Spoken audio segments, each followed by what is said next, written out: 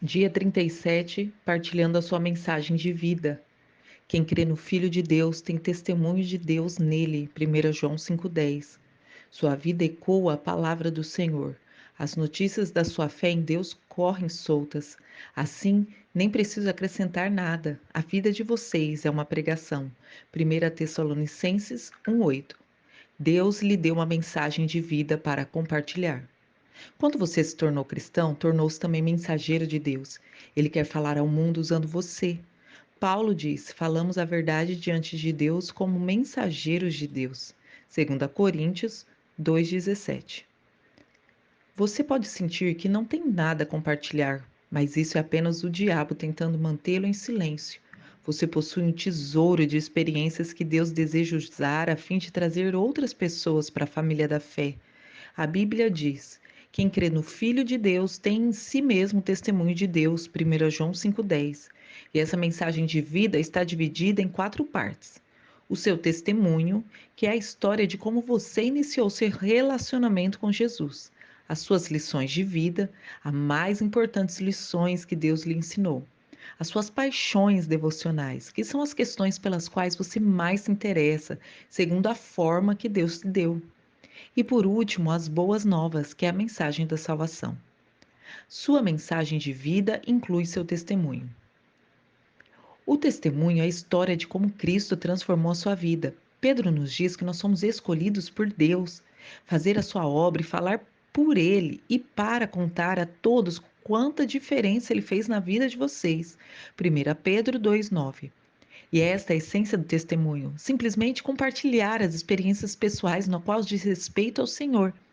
Em um tribunal, não se espera que a testemunha debata o caso, comprove a verdade ou insista em determinado veredito. Esse é o trabalho dos advogados. A testemunha simplesmente conta o que aconteceu ou o que viu. Jesus disse: vocês serão minhas testemunhas. Atos 1,8. E não disse: vocês serão meus advogados. Ele quer que você conte a sua história aos outros. Dar testemunha é como uma das principais tarefas da sua missão neste mundo, porque é algo único. Não há outra história exatamente igual à sua, então somente você pode contá-la. Se deixar de compartilhar, ela perderá sua importância. Você pode não ser um mestre da Bíblia, mas é uma autoridade quando se trata da sua vida. Até porque é difícil argumentar com a experiência pessoal de alguém. Na verdade, o seu testemunho pessoal é mais eficaz que até um sermão, porque os não cristãos veem os pastores, os líderes como vendedores profissionais, mas veem você como um cliente satisfeito. Logo, eles vão lhe dar mais credibilidade. E é mais fácil relatar histórias pessoais que explicar até princípios, e as pessoas gostam também de ouvir as histórias. Elas captam a atenção e ficam em nossa memória por muito tempo. As pessoas que não conhecem Jesus provavelmente perderiam interesse se você começasse a citar teólogos, mas têm uma curiosidade natural sobre experiências que nunca tiveram. Histórias compartilhadas criam uma ponte de relacionamento pelo qual Jesus pode atravessar do seu coração para o delas. Outra vantagem do testemunho é do fato dele contornar as defesas intelectuais. Muitos céticos que não aceitam a autoridade da Bíblia escutarão sem resistência uma modesta história pessoal. Foi por isso que, em 6 ocasiões distintas, Paulo usou seu testemunho em vez de citar as Escrituras, em Atos 22 até 26. A Bíblia diz: estejam sempre prontos para responder a qualquer pessoa que pedir que explique a esperança que vocês têm. Porém, façam isso com educação e respeito. 1 Pedro 3, 15 a 16. A melhor forma de estar pronto é escrever o nosso testemunho. E então depois memorizar os pontos principais. Divida ele em 4 partes, que são elas. Primeiro, como era a minha vida antes de conhecer Jesus. Segundo, como eu percebi que precisava de Jesus. Terceiro, como comprometi minha vida com Jesus. E quarto, a diferença que Jesus fez em minha vida. Você com certeza tem muitos testemunhos para dar, além do relato da sua salvação. Você tem uma história para cada experiência em que Deus o auxiliou.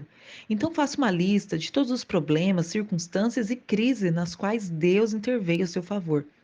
Então seja sensível e utilize o relato da melhor maneira e se relacione com a situação do seu amigo. Situações diferentes pedem testemunhos diferentes. A sua mensagem de vida inclui as lições de vida que você aprendeu.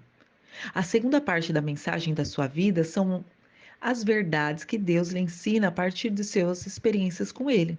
Então, trata-se de lições e discernimentos que você continuamente aprende sobre Deus, envolvendo relacionamentos, problemas, tentações e outros aspectos da vida. Davi orou: Ó Eterno, ensina-me lições da vida para que eu possa permanecer no curso. Salmo 119, 33.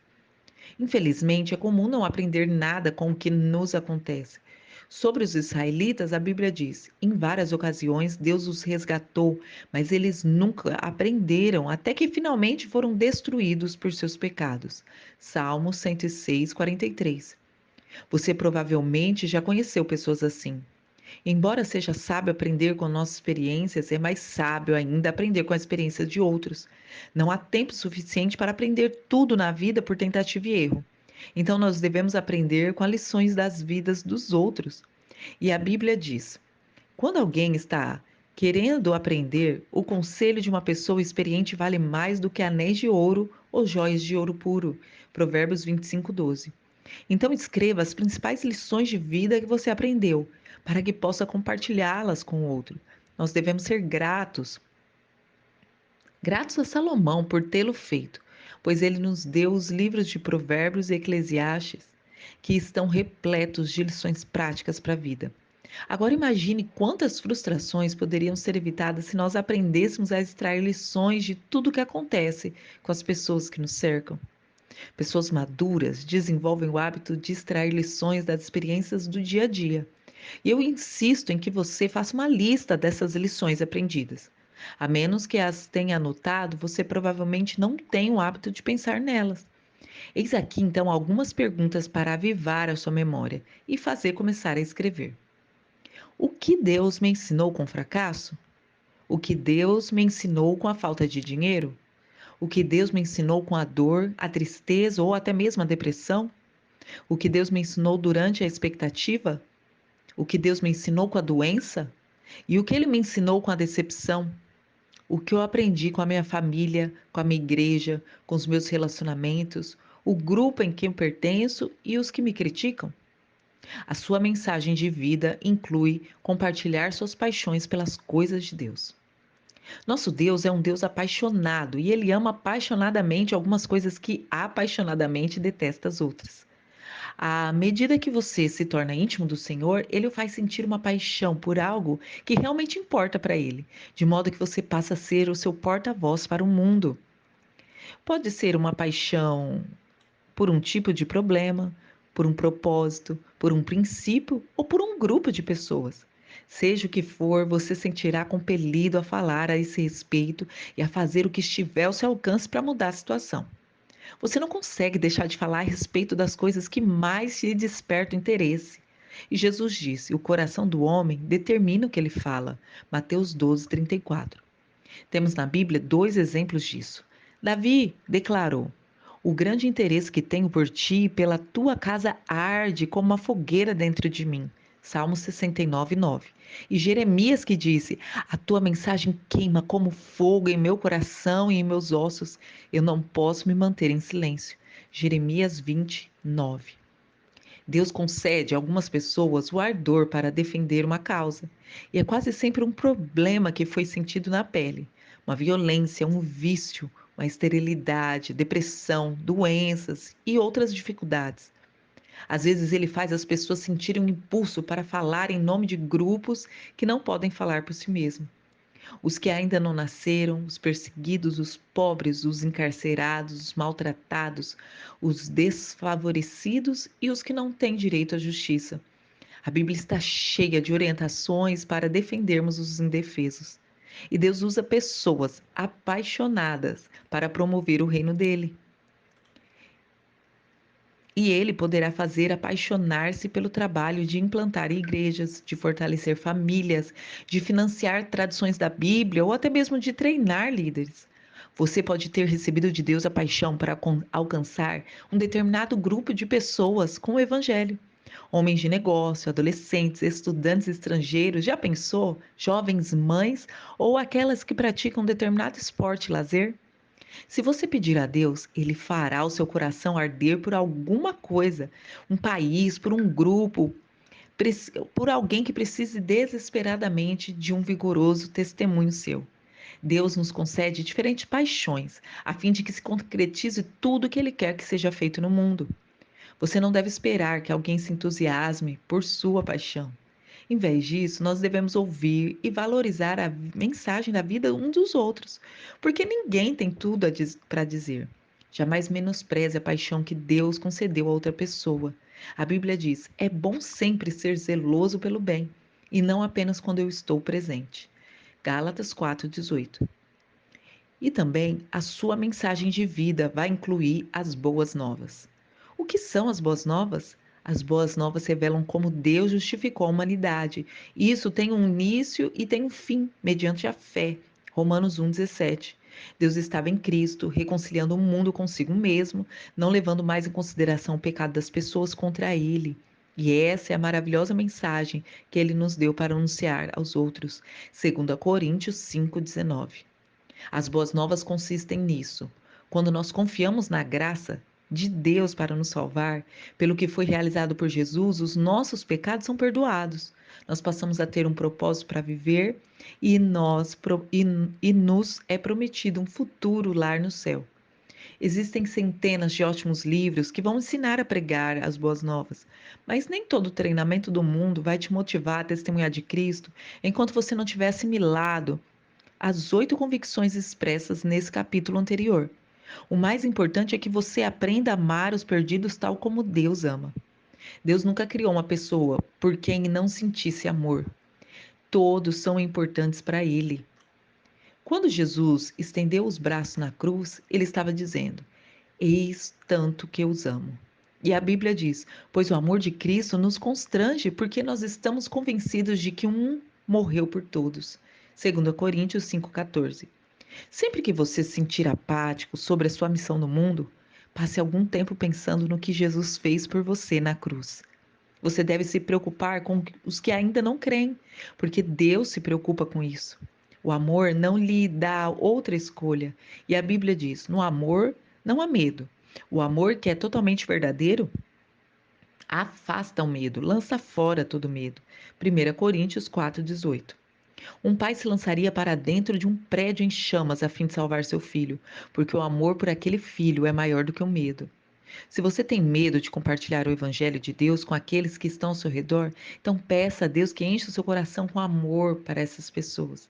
E a Bíblia diz: Deus não quer que ninguém se perca, mas que todas as pessoas mudem o seu coração e a sua vida. 2 Pedro 3,9. Sempre que você encontrar alguém que não conhece Jesus, você tem que começar a orar por ele, servir ele com amor, compartilhar as boas novas. E enquanto existir uma única pessoa em sua comunidade que não faça parte da família de Deus, a sua igreja precisa insistir em buscá-lo. Você precisa insistir. A igreja que não quer crescer está dizendo ao mundo: vocês podem ir para o inferno. O que você está disposto a fazer para que as pessoas que você conhece possam ir para o céu?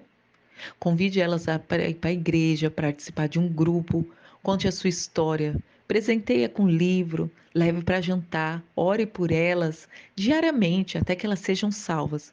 O seu campo missionário está aí ao seu redor.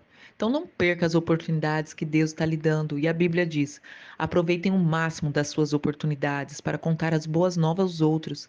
Seja um sábio em todos os seus contatos com Ele. Colossenses 4:5. Alguém irá para o céu por sua causa? Será que alguém no céu poderá dizer: eu gostaria de lhe agradecer, eu estou aqui porque você se importou o suficiente para falar do Evangelho para mim? Imagine a alegria de encontrar no céu pessoas que você ajudou a chegar lá? A salvação eterna é uma única alma. A salvação eterna de uma única alma é mais importante do que tudo mais que você possa conseguir na vida. Somente as pessoas vão viver para sempre.